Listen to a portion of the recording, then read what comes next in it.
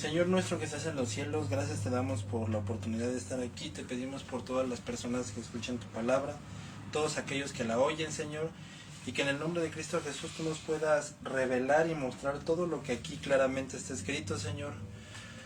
Que podamos entender cómo tú todo lo acomodaste, Señor, todo lo condujiste de tal manera, Señor, para que nuestro Señor, nuestro amado Señor Salvador Jesucristo naciera, Señor, que tú protegiste su descendencia desde el Génesis hasta ahora, y que todos aquellos que no te conozcan vengan a conocerte, Señor, vengan como todo lo moviste para que el Salvador viniera aquí a la tierra, y ahora tú sigues moviendo todo, Señor, para que todos, Señor, todos aquellos, de todo aquel que invoque tu nombre sea salvo, y todos aquellos que un día vengan a ser salvos. En tus manos nos ponemos, te pedimos que sea tu Espíritu Santo llevándonos en todo momento, que sea tu palabra la que hable y que seas tú el que predique, porque este es un mensaje directamente del cielo, porque el que habla eres tú, Señor, mediante tu palabra.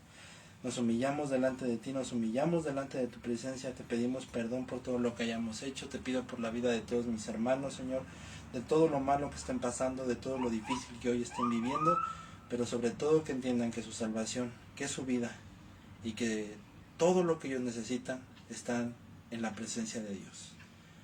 Yo ruego no solamente por ellos, Señor, sino por los que han de venir, porque los que han de creer en tu palabra, y que tú traspases sus corazones y que entiendan claramente tu mensaje, que si tú moviste todo para que Cristo viniera, ahora tú lo sigues moviendo para que todo aquel que en él crea tenga vida eterna, y todo aquel que beba y tenga sed, venga y beba del agua de la vida, que es Cristo Jesús, el cual predicamos y proclamamos hasta el último día de nuestras vidas. En el nombre de Jesús, amén y amén. Estamos llenos de grandes historias, ¿verdad? De grandes acontecimientos de triunfo, ¿verdad? Cuando fueron las Olimpiadas, cuando los deportistas ganan los mundiales. Estamos llenos de acontecimientos de heroísmo, acontecimientos de honor, acontecimientos de dolor y acontecimientos de pasión. Pero el más grande acontecimiento que el mundo vio fue el nacimiento de Jesucristo, la encarnación de lo más hermoso, Dios hecho carne, el Señor Jesucristo. Y bien, hoy estaremos viendo el capítulo 2 del versículo 1 al versículo 7 del Evangelio de Lucas. Entonces, esta historia que vamos a ver, este texto que vamos a exponer el día de hoy, se divide en 3 secciones, en 3 escenas. En la primera escena vamos a contemplar cómo Dios es el Señor de toda la historia, del versículo 1 al versículo 3. En la segunda escena vamos a ver cómo Dios protegió al linaje de David, cómo, sin importar lo que pasó en Nehemías, en Babilonia, sin importar, como lo hemos visto, cuánta gente está en contra de Dios y estuvo en contra de los judíos, ese linaje, ese árbol genealógico de Jesucristo que nace desde Génesis hasta nuestros días, sigue cuidado. Del versículo 4 al versículo 5, el linaje sagrado.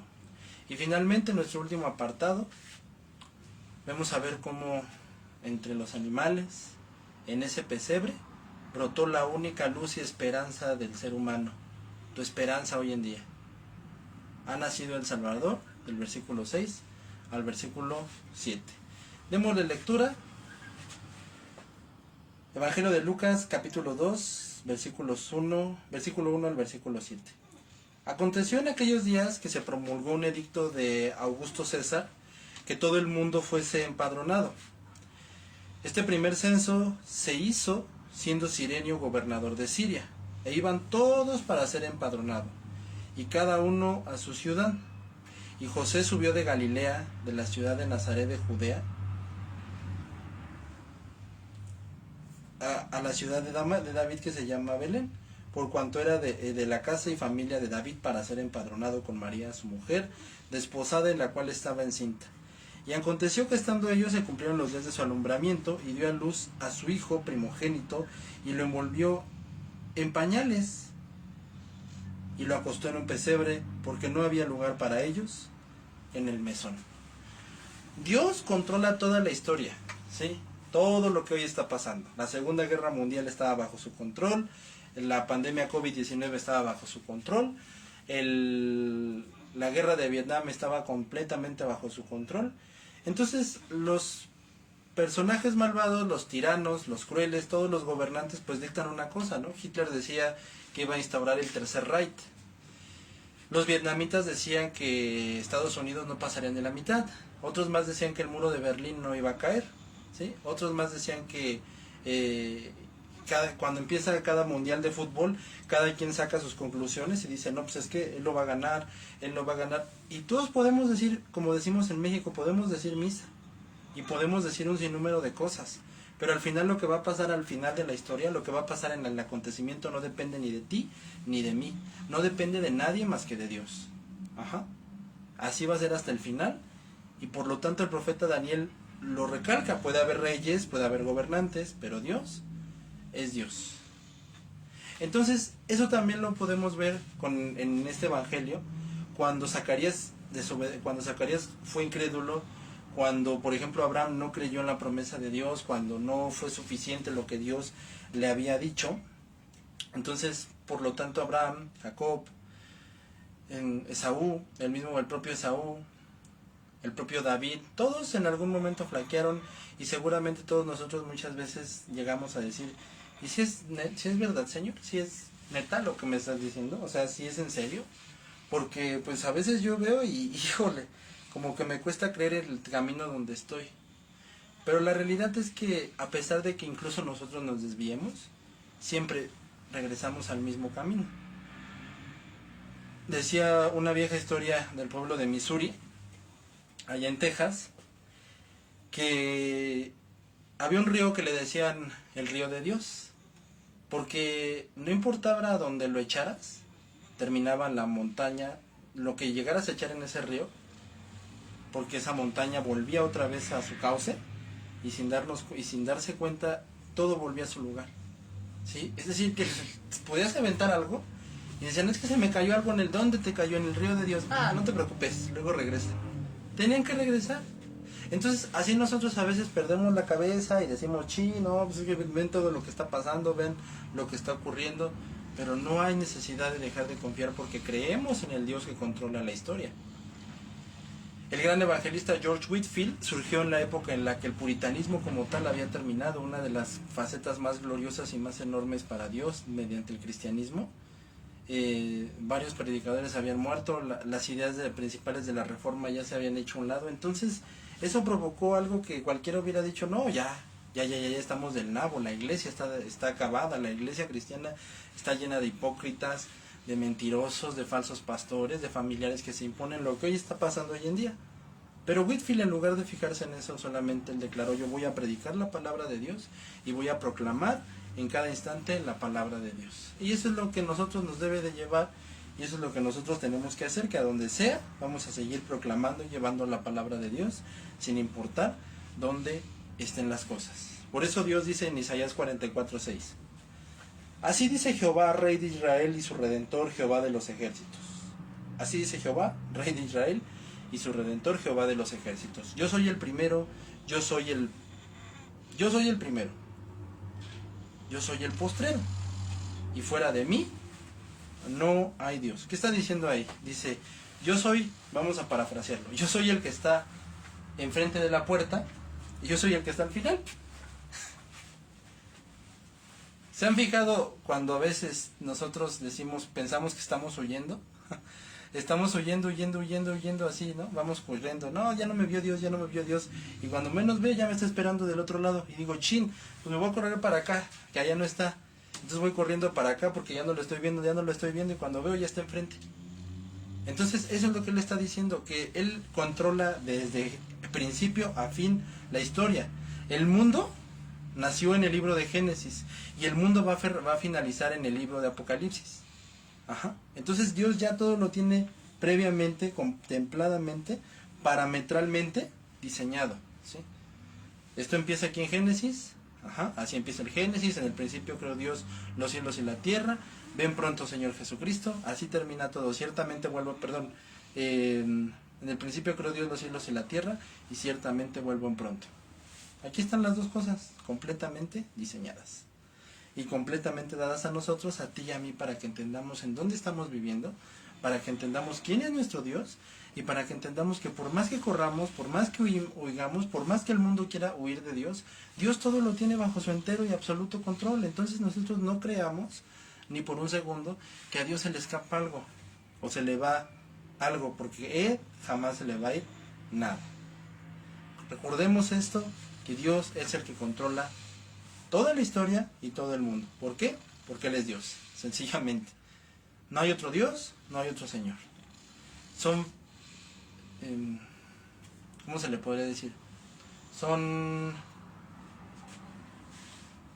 imitaciones, ¿sí? Unos tenis Nike originales están en 2,000, 3,000 pesos. Copias, pues pero pues hasta el nombre lo dice, son copias.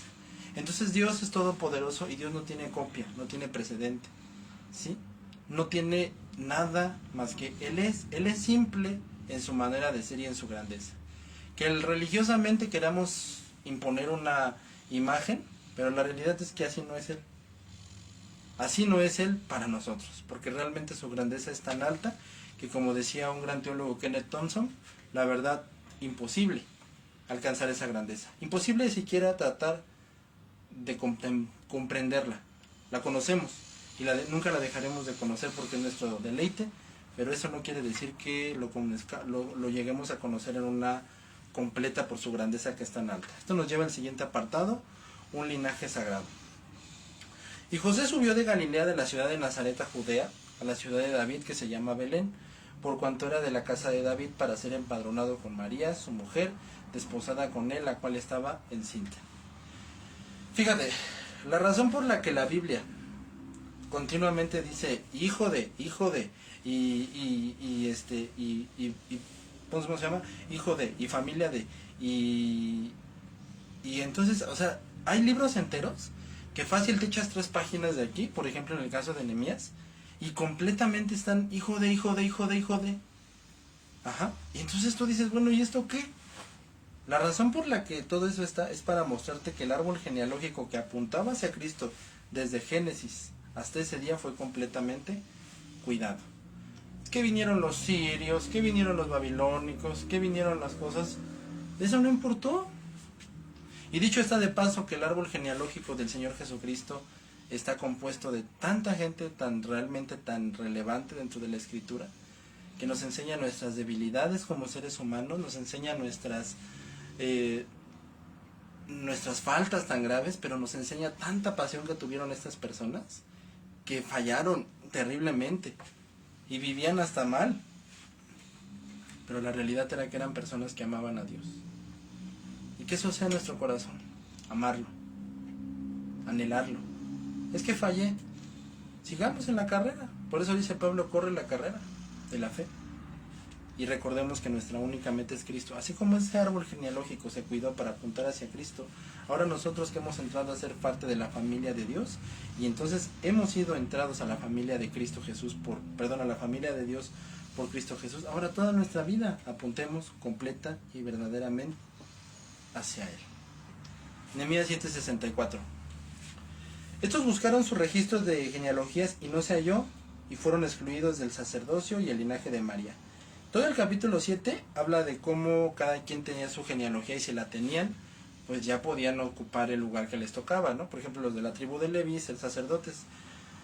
Pero tú podías decir muchas cosas, pero si tú no tenías el registro que demostrara que tú eras del linaje de Leví, no podías entrar. Pero es que yo digo, pues sí, pero ¿dónde está lo que me demuestra que tú eres de ese linaje? No, pues no lo hay, pues entonces no hay. Así hoy en día, como la circuncisión, que era un símbolo de de identificación, de los judíos, en el caso de Abraham un símbolo de lealtad, un símbolo de fe, porque estaba creyendo, entonces por lo tanto se circuncida. Eso mismo nos enseña una cosa muy importante, demasiado importante, que nosotros ahora tenemos nuestra circuncisión en el corazón, o sea, tenemos nuestro sello por Cristo Jesús, y ahora lo que demuestra que somos hijos de es nuestro entero comportamiento, nada más. ¿Sí? O sea, algo tan sencillo que regularmente tendemos a olvidar, que es nuestro comportamiento, es lo que ahora nos enseña lo que tenemos que hacer. lo que ahora nos enseña cómo demostramos por medio de nuestro comportamiento. Y claro está que el linaje de María y de José completamente estaban intactos. Y también si continuamos, Belén en ningún momento se menciona como un lugar importante dentro de la escritura. No se menciona, no pasa nada importante. En el Evangelio de Juan incluso dicen de Belén, ¿puede surgir algo bueno? ¿De Tepis? ¿Puede surgir algo bueno? Para nada. Aparentemente para nada. ¿Cómo? Pero el profeta Miqueas dice lo siguiente: pero tú, Belén de Éfrata, pequeña para estar entre las familias de Judá, de ti me saldrá el que será Señor de Israel, y sus salidas son desde el principio y desde los días de la eternidad. De ti saldrá el que será el Señor de Israel y el Señor del tiempo y de toda la era. De todas las eras. Él es el Dios del tiempo de los egipcios, Él es el Dios del tiempo de los romanos, Él es el Dios de México, Él es el Dios de los aztecas, Él fue el Dios de todos. Y todos nosotros un día le vamos a tener que rendir cuentas a Dios por lo que hemos hecho. Y sobre todo, por si respondimos a su salvación o no. Si confiamos o creemos que Él no era nuestro Salvador, o si creímos que Él era nuestro Salvador. Pero todos vamos a tener que responderle un día a Dios por todo lo que hemos hecho. Y esto nos lleva al apartado final: ha nacido el Salvador. Aconteció que estando allí se cumplieron los días de su alumbramiento y dio a luz a su hijo primogénito y lo envolvió en pañales. Lo acostó en un pesebre porque no había lugar para ellos en el mesón. ¿Puede lo infinito caber en lo finito? Voy a hacer otra vez la pregunta. ¿Puede lo infinito caber en lo finito? ¿Puede...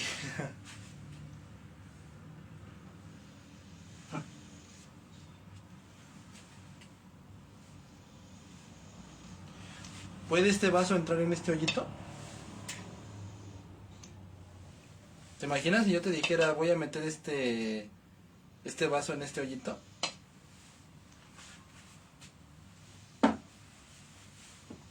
Pues yo creo que lo primero que dirías es, se está loco, ¿no? El señor este.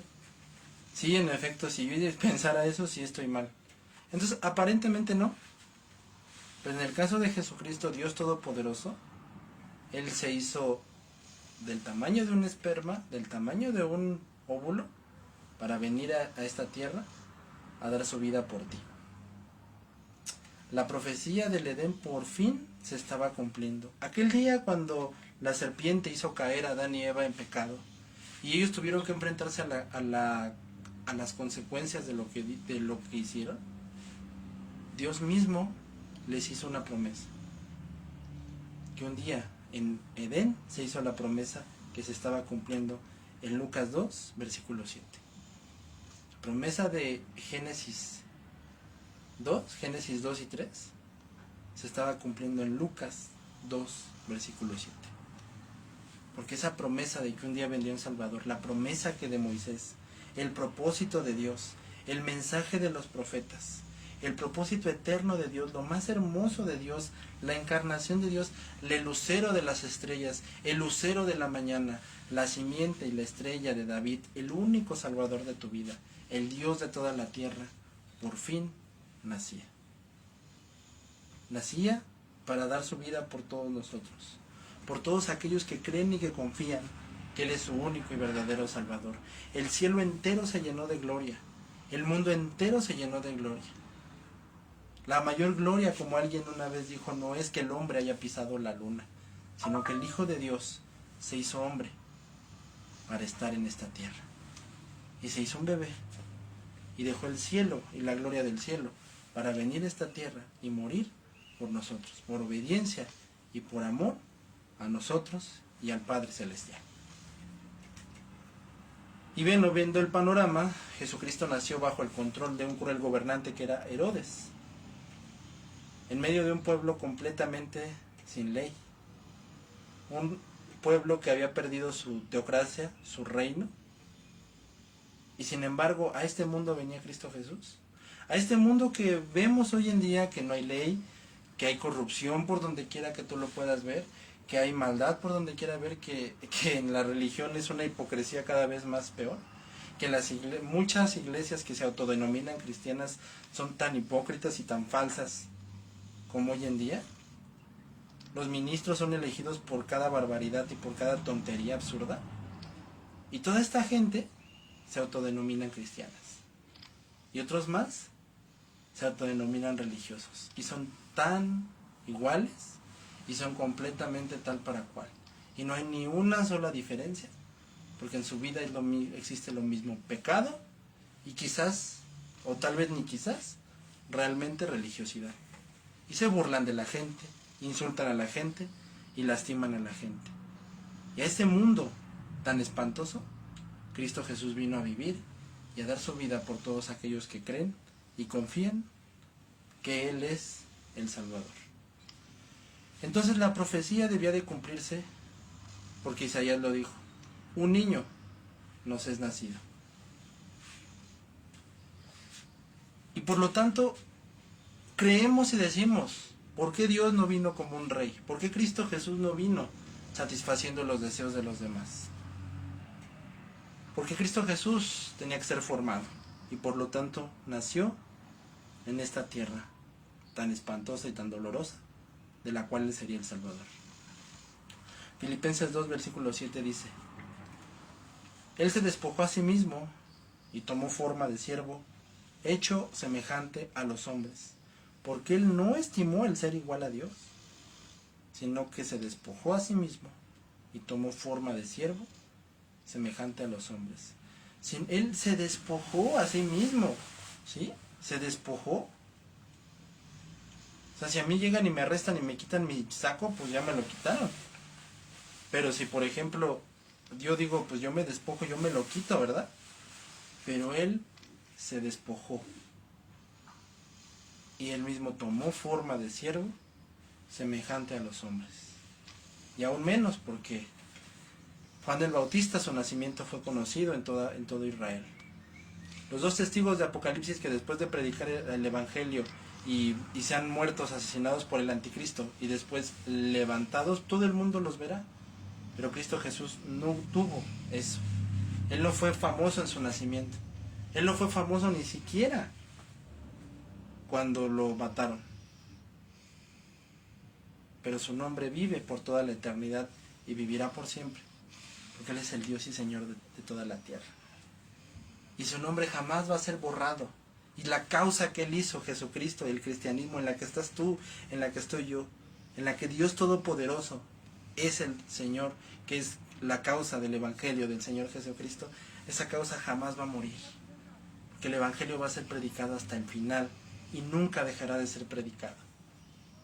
Y llegado el momento, Él volverá a esta tierra y gobernará por siempre. Porque esa es la gloria eterna de Dios, revelada en Cristo Jesús. El Dios de toda la tierra nació en un establo y colocado en un pesebre, un comedor de animales. Fue rechazado por todos los hombres, para que en el cielo a todos los que creen y confían y declaran que Él es su único Salvador y que con su vida lo muestran, para que todos los que confían el cielo se nos abriera. No como un alojamiento temporal como inventó la religión romana, de que hay que pagar. No como algo que se pierde si no le echo ganas, como inventan los religiosos que se llaman cristianos. Sino como el cielo es nuestro país y herencia eterna, para que los ángeles nos reciban en su morada. Así que mi hermano, para terminar, llevando esto a la conclusión, Dios hizo todo este proceso para que llegara el Salvador, el Señor Jesucristo. Dios hizo todo esto para que tu Salvador pudiera venir a este mundo. Para que el que dio la vida por ti, hoy tú puedas entender y decir: Él es mi Salvador. Ahora yo dejo todo por Él y me dedico a Él. Con mi trabajo, con mi vida, con mis hijos, con mi casa, con mi matrimonio, con mi novia. Ahora yo, mi vida entera la dedico a Dios, porque Él me salvó. Y no lo hago por obligación, lo hago porque lo amo. Y lo hago porque Él es todo para mí.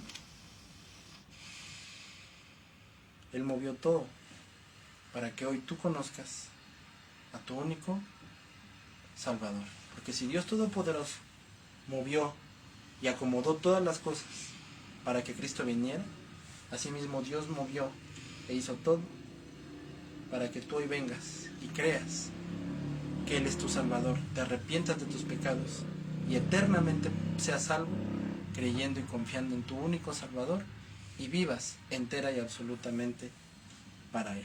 Recuerda que todos nosotros hemos muerto en nuestros pecados. Todos nosotros estamos completamente acabados y arruinados en nuestra vida. Pero recordemos que Dios nos ha salvado. A todos aquellos que creen y que confían que Él es su único Salvador. Él los ha salvado. Él dejó el cielo, Él dejó esa gloria para venir a esta tierra y morir. Y sobre todo, Dios todo lo hizo, todo lo acomodó desde la historia, desde las genealogías, desde los gobernantes, para que todos aquellos que creen sean salvos, para llevar a cabo la consumación y el éxito de la obra de Cristo Jesús, y todos los que creen hoy sean salvos. Así que tú el día de hoy confía que Él es tu único Salvador.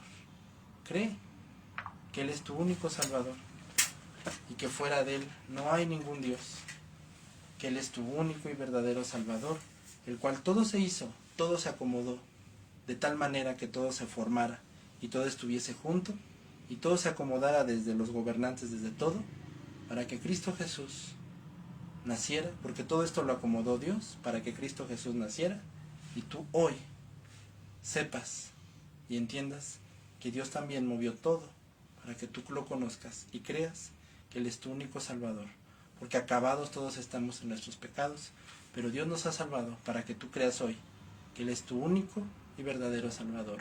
Ese bebé que nació en ese pesebre un día crecería y viviría tan perfectamente, tan impecablemente, trabajaría 30 años con la madera, con el objeto con el que un día iba a ser crucificado, para dar la vida por ti, y que tú seas salvo, y de ahora en adelante vivas para Él, y confíes y creas que Él es tu único y verdadero Salvador.